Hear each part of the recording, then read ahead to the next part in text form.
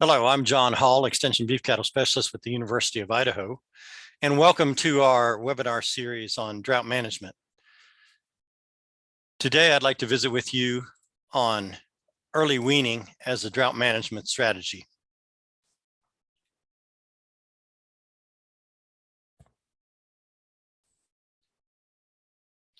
So when we're in these kind of conditions where we've got a lot of grass and things are good, it's kind of hard to think about early weaning. But when we get into a drought situation and cattle are getting thin, calves aren't growing very well, then it's time to think about maybe some strategies to increase calf weight gains as well as maintain our cow body condition. So for this purpose of this talk, we're going to talk about early weaning, and early weaning is simply weaning calves at the time before the normal weaning time for their particular operation. For this talk, we're going to define early weaning as weaning at 120 to 180 days, so somewhere between 3 months to a month earlier than normal, and we'll term that as early weaning. And then weaning at 30 to 70 days, we're going to call very early weaning. And so there's a distinction there because of management of the calves as well as its effect on the cow. Our goals with early weaning are to improve calf gains and weight by the time of normal weaning. And certainly during drought, we can see decreased calf gains. And so that early weaning may give us an opportunity to have weaning weights that are more representative of our operation. We want to save forage and create some grazing alternatives. So by putting cows into a lower nutrient need state, we can save forage. We want to try and increase cow body condition and improve cow reproduction. With early weaning, we're really doing that by increasing body condition. But with very early weaning, we can be doing that by inducing cycles. And we'll visit about all of those in a moment. So what are the effects on the calf of early weaning? And why should we think about early weaning as a possibility? Well, the first thing is, if we talk about early weaning, which is weaning at around 4 to 5 months, we see that milk production is highest in the beef cow at about 2 months, when the calf is about 2 months of age, and declines rapidly after that until weaning time. But by about 5 months of age, that calf, which has a fully functional rumen, is relying on a forage for about 70% of its nutritional needs and only 30% of its nutritional needs from the dam's milk. So this is a good time to early wean those calves. And calves at this age are very efficient users of high quality forage. So we're often asked by producers, what is the effect of early weaning, very early weaning, or normal weaning on body weights of calves? Well, gains can be similar or better when we early wean. In a summary of 22 studies, there were only 18.2% of those studies that demonstrated that the normal weaned calves outgained the early weaned or the very early weaned calves. In the remainder of the studies, about 82%, calves either gain more by being early weaned or very early weaned, or there was no difference between those that were early weaned or very early weaned and normal weaned calves. The studies, though, for these that were not completed during drought. So drought can have a very different effect. And we look at a graph here by Dr. Houghton and her colleagues, where they were looking at weaning calves either at 3 months, 5 months, or 7 months of age, putting those calves on a high starch diet in each one of those times. And then these bars represent the actual weight of the calves at the normal 7-month weaning period. And so you can see that weaning even 2 months earlier increased the weaning weight of those calves at 7 months compared to those calves that were weighted and were weaned at the normal time. The other thing early weaning can do is it'll have some down the road effects on both steers and heifers. In steers, that results in reduced feedlot gains compared to normal weaned steers and slightly lighter carcass weights. But that's offset by the substantial increase in the percentage of carcasses that grade choice. For heifers, it results in younger age at puberty and in increased pregnancy rates at yearling. Again, if these calves are managed well after they are early weaned. Since we've already talked about the calf, let's talk a little bit about what the effects of early weaning are on the cow. So if we look at a typical spring calving operation where cows calve in March, This graph shows the nutrient needs in terms of pounds of energy indicated by the black area, or pounds of protein as indicated by the purple area, during the different phases of cow production. So this phase would be late gestation, and then we increase into the nutrient needs of early lactation, which is the peak nutrient demand time of year. And then when we get into mid-lactation, we reduce those nutrient needs a little bit as milk production slacks off. And then finally, when we dry that cow off at weaning, the nutrient needs are almost half of what they are at peak lactation. So this gives us an opportunity to reduce the nutrient demands of that cow.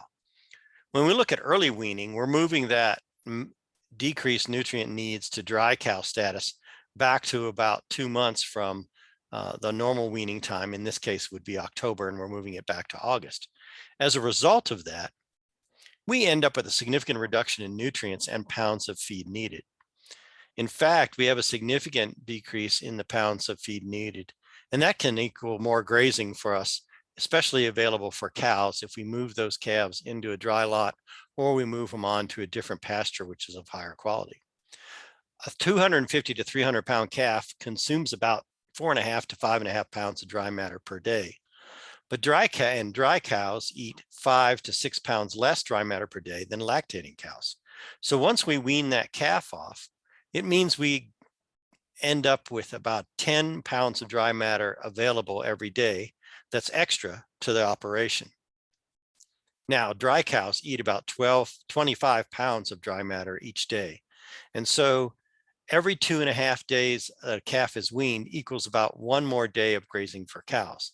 Another way to look at this is if we wean calves 2 months before their normal weaning date, we get about another 25 to 28 days of grazing for cows by weaning those calves 2 months earlier. The other thing that happens when we wean earlier is we increase body condition on the cows. This graph illustrates the change in body condition score with different 2-week weaning intervals. And this work was done in Nebraska. And what they were doing was comparing the body condition score at normal weaning, which was the 13th of October, to either early weaning or later weaning. What they found was with every 2 weeks longer a cow lactated, she decreased her body condition score by about 1/10. So that a 2-week or a 2-month early weaning situation resulted in almost a half a body condition score improvement in those cows. And certainly in years like this, when we have drought and cows are getting thin, having that extra body condition is important to maintaining those cows throughout the winter. Another way to look at this is in this graph, where the study looked at weaning cows either early in August or at their normal time in October, and they looked at the body weights of those cows. Not only did they see a rapid increase in body weight after early weaning, while the cows at the normal weaning were continuing to lose body weight, but the gains of the cows after normal weaning never caught up to those of the early weaned cows. And so the early weaned cows ended up being about 50 pounds heavier by the time calving came around than normal weaned cows. In that situation, that extra 50 pounds results in improved calf vigor after birth, enhanced calf survival, and improved reproduction the following year in the cows.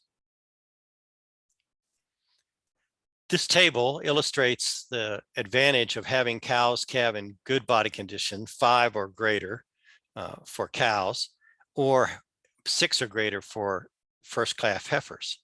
When we do that, we see that cows become pregnant earlier in the breeding season and have a higher percentage of cows that are pregnant at the end of the breeding season compared to cows that are in lower body condition. So weaning early and increasing body condition score before cold weather hits would be an advantage to us to have those cows still be in good body condition score come March or whenever our spring calving system is. Now, we're not going to go over body condition scoring of cows today, but if you're needing some more of a refresher on body condition scoring, here are 3 good links for you that you can consider and look at and get reoriented on body condition scoring cows. It's a pretty simple process, but sometimes we just need a refresher. Very early weaning, on the other hand, yes, it does increase body condition score in cows, but what we're really doing is inducing those cows to cycle by taking away the stress of lactation as well as the physical presence of the calf. In this particular graph, you can see that cows that were thin before weaning, a low percentage of them were cycling, but by the time a month had gone by after weaning, about 85 to 90% of those thin cows were cycling. And in fact, it caught them up to cows that had calved in good body condition score. And there's even an advantage to cows that are in good body condition score to early weaning, which is an increasing percentage of the cows that are cycling. So if we wean those calves at 30 to 50 days, which gives that cow about a month before we start the breeding season, then we can have a high percentage of cows cycling, even if maybe they didn't come through the winter in the best of body condition. Or if you're a fall calver and your cows come in this fall thinner than they normally do at calving time, this might be very early weaning could be an option for you as well in order to get cows rebred. So how do we go about weaning, and what are some of the options that we have? Well, certainly the one we're most familiar with is dry lot weaning, where we take calves away from their mother, put them in a dry lot, and hand feed them their diet. Another option is fence line weaning. This is one that we use here at the University Research Station. In that particular situation, we have cows and calves are separated. They're separated by a fence so they can have social contact, but they can't have any physical contact in terms of nursing. And we leave those calves and cows in those two pastures for about 5 to 7 days, and then take the cows away. Another option is putting nose flaps into calves at about 2 weeks, a week or two before we wean, and that reduces the nursing and helps make that transition.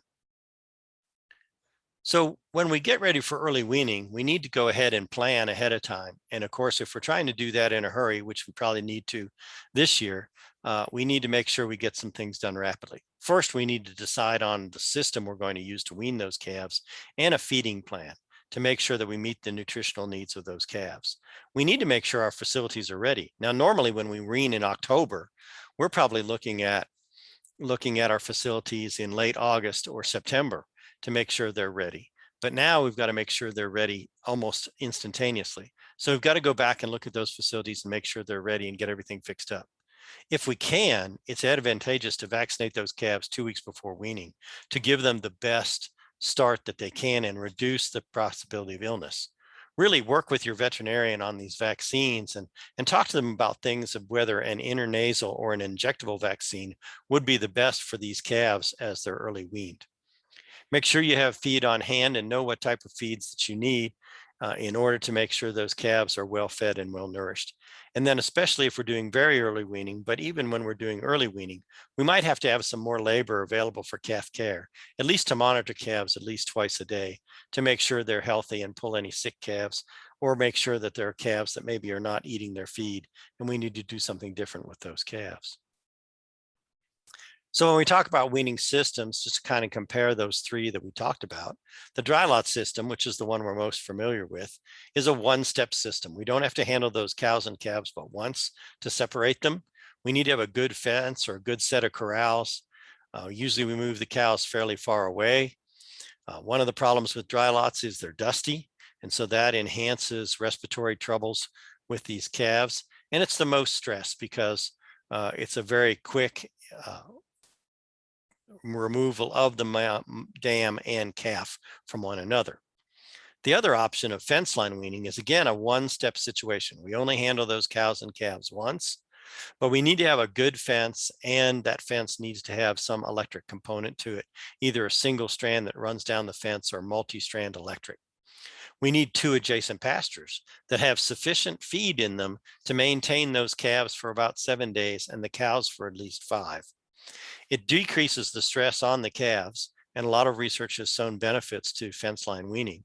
But sometimes that stress is decreased on the cattle, but not necessarily on the operator, as they're worried about, are those fences holding and are those cows staying where they're supposed to be? The nose flaps ends up being a two-step method. So first we have to gather those cows and separate the calves from them, install those nose flaps in the calves, and then on weaning day, we need to take those flaps off and when we separate those calves from their mothers. The nose flaps keep the calves from nursing, and they can only be left in about 7 to 14 days. In fact, research from Michigan State demonstrated that when they're left in for 14 days, we get some soring on the noses of those calves, which may reduce their ability to graze and nourish themselves.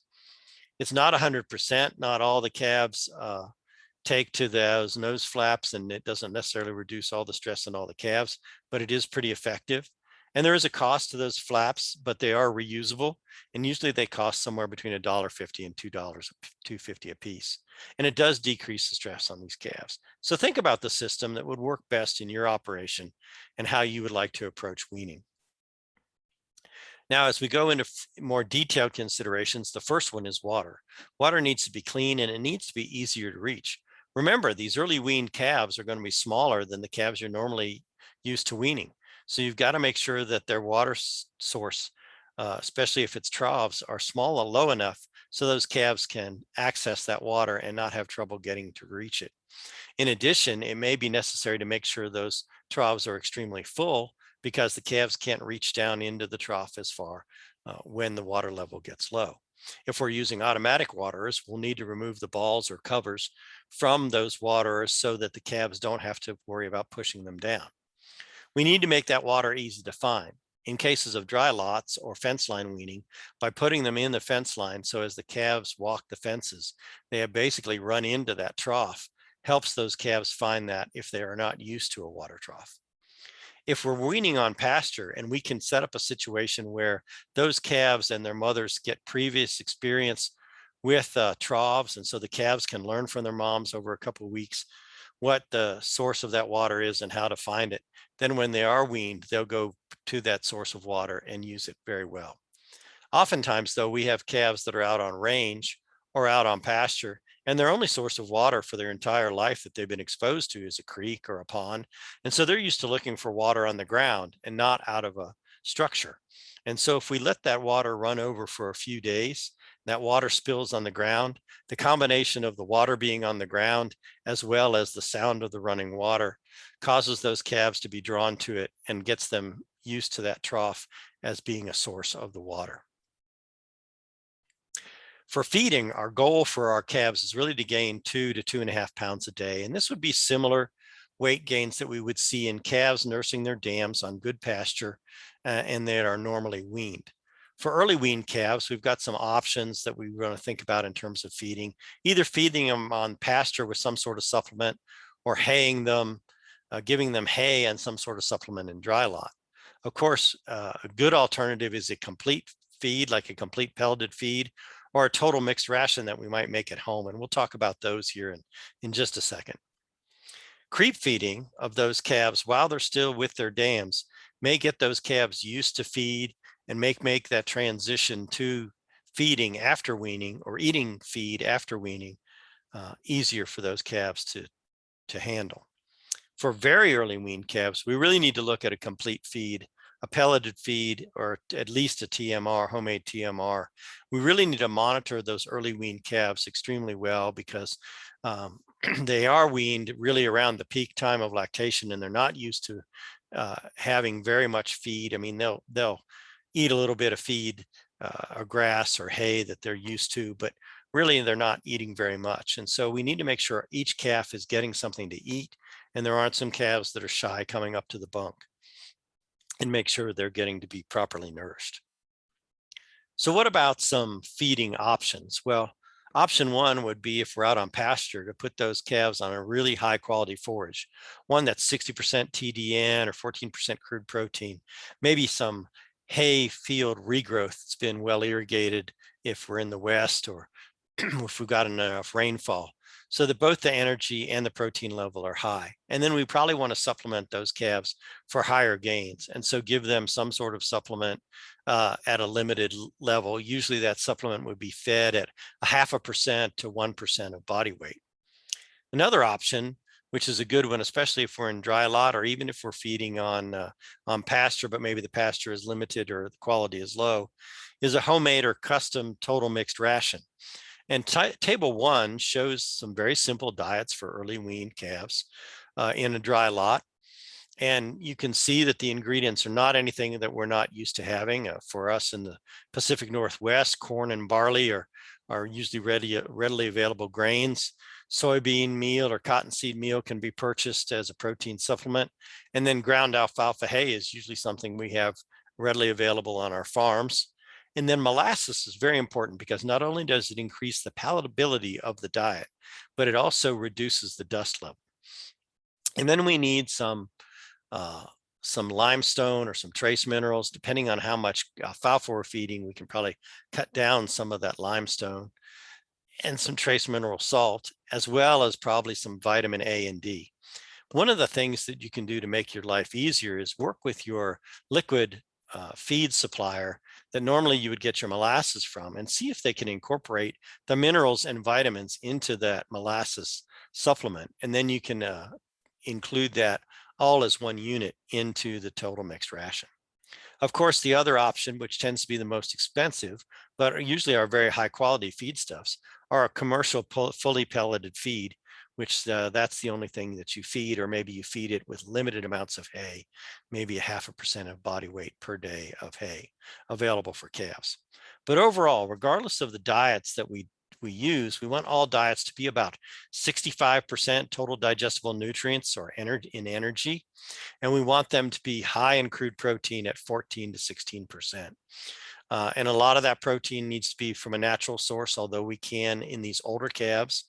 So calves that are weaned at around 4 to 5 months of age can use a little bit of urea, but they need to have a large percentage of the protein coming from a natural protein source. If you have any questions, I'll be glad to answer them. My contact information is listed here. My email address is jbhall@uidaho.edu, and you can see my office phone number there. Or you should consult your local extension professional or a consulting nutritionist if you need some help on making some diets. Also, I'd like to remind you not to forget that you can find more webinars from the University of Idaho Extension Livestock team on either the YouTube channel or through social media. And certainly you can look at our drought website online through the internet at www.uidaho.edu/drought. With that, I hope you have a successful fall and you're able to mitigate some of the issues that we have with this current drought. Best of luck to you, and call if you need any help. Thank you very much and have a good day.